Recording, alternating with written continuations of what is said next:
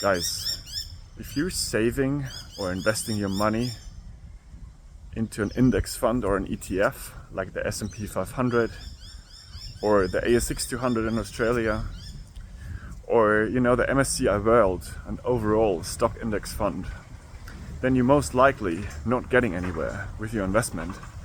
Yes, it goes up by around 10 to 12% probably in average per year. But the problem is the real monetary inflation is also 10 to 12% per year. So central banks keep printing money by around 10 to 12% per year, So even though nominally you're getting wealthier on paper, but also the cost of living goes up, the house goes up, the car you want to buy goes up, food goes up in price, electricity goes up. And so you see that this is basically, ETFs are basically just used as a piggy bank because you can't even save money in the actual currency because it's inflating so much, okay? So over the last 10, 20, 30 years, the S&P 500, for example, has gone up, as I just said, 10 to 12% per year, right? Denominated in US dollars. If you now denominate the S&P 500 in gold, it's actually completely flat. So it's not going anywhere. Real purchasing power is not going up. Now that's really, really problematic because on paper you think you're getting wealthier, but you're actually not, okay? So gold is the real measuring stick for monetary inflation.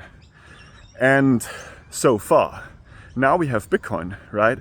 And what's happening with Bitcoin is that it's actually repricing everything in the economy.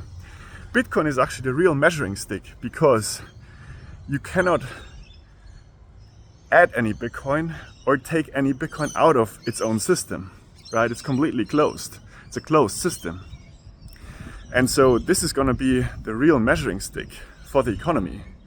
And what you see happening is that Bitcoin is repricing everything. A house in Australia was around $600,000 in 2020. Today, that same house, the median house price, today that same house is around $850,000. That has gone up around 50%, a little bit more than 50% in price, okay? If you denominate it in dollars. But now if you denominate it in Bitcoin, in 2020, the house was 100 Bitcoin. Today, that same house is 4 Bitcoin. The house price has fallen 96% in Bitcoin terms, okay? So you see, with Bitcoin's ultimate scarcity, it's absolutely scarce. There's just gonna be 21 million and never more, and never less. Always 21 million. And this is gonna be the real measuring stick for the world economy. And this is why I think that Bitcoin is repricing everything. This is the game changer. Save in Bitcoin and your purchasing power goes up in real terms.